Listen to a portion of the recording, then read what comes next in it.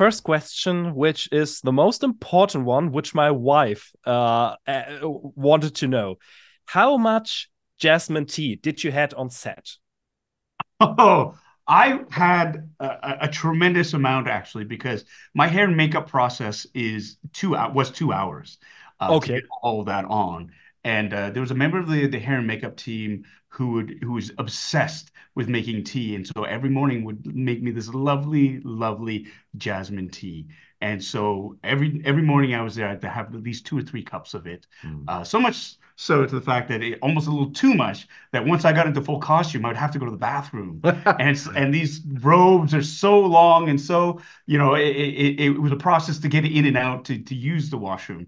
But I drank a lot of succulent jasmine tea.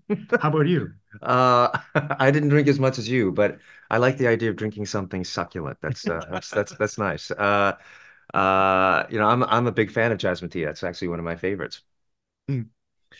Just for the makeup department and everything, Paul, you had a tremendous beard. Just Thank had to you. get that out of the Thank system. you. But look, he can do a tremendous beard without the help of hair and makeup. He can. You gave me 30 years, I couldn't grow a beard like that. It's exceptional. I felt that same way about your muscles. If you give me 30 years to get buff, I couldn't. He's a physical specimen. And you work so hard. Anyways. I have a question prepared for that, so I'm gonna ask that now because it's a kind of a known meme in the fandom of Avatar. Will we get buff Iroh in the future? Yeah, I get that a lot. That is in book 3, so that would be season 3 if we got to that point. I'd love to give it the good old college try. I'm here for it. I'm here for it. But barring that, the wonders of VFX, I could always wear a green T-shirt and they could digitally stitch in those muscles. No way. No way. I want to see it for real. I want to see it for real. But he's not as defined. I got to bulk up. I think because you see Iroh, he's not lean. Like he bulks up, right? Because it's to hide the fact that he's still he looks big. So we get to that point. I'm up to try. Can't wait. And Daniel, maybe you take him to a boot camp or something like that. Absolutely. I'm sure he's going to exceed anything that I did. So I have full confidence in him.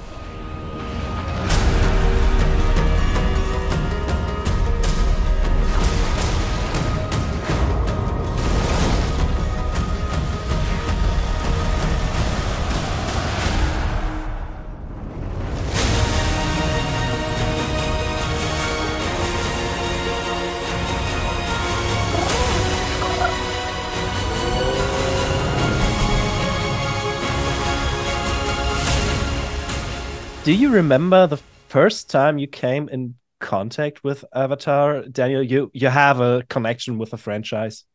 But do you remember the first time you heard about it or you seen anything about it?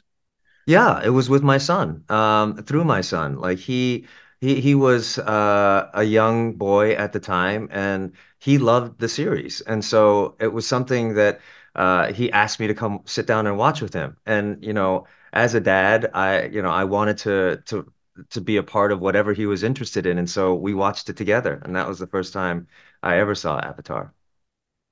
Okay. And how did you get to the voice acting part then?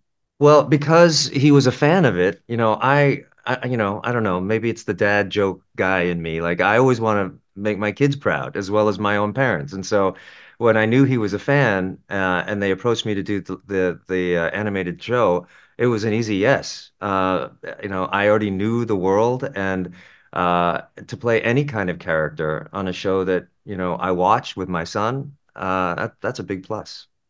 That sounds lovely.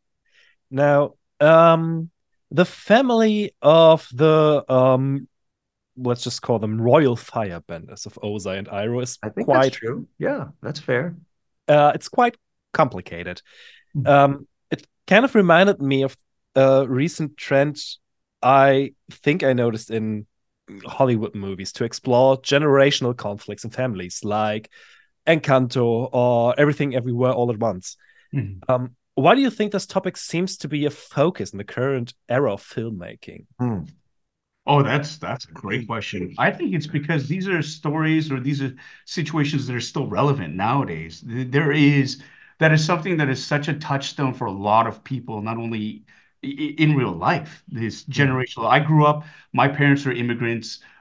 They had a different sense of what the world what it should be like based on their experiences. I was growing up in a completely different culture with one foot in each, and so there's bound to be conflict in terms of, and Avatar touches on this too, who they say you should be and who you want to be. Mhm. And there's such rich exploration, so many stories that you can mine from that because no two stories are alike in that sense, but the themes remain the same. And when you have such fertile ground and such like themes like that that are fun to explore, and they're truths for everybody who watches it, I think there's something that's intrinsically recognizable by everybody who's ever undergone that. And this is something that is continue perpetually happening. You will always have that generational conflict. It's happening with Gen X's to millennials, millennials to like generation. It just keeps going on and on and on. And it's just, I just think it's fertile ground. And so we're just sort of capitalizing on that in a sense because it's fun exploration as well.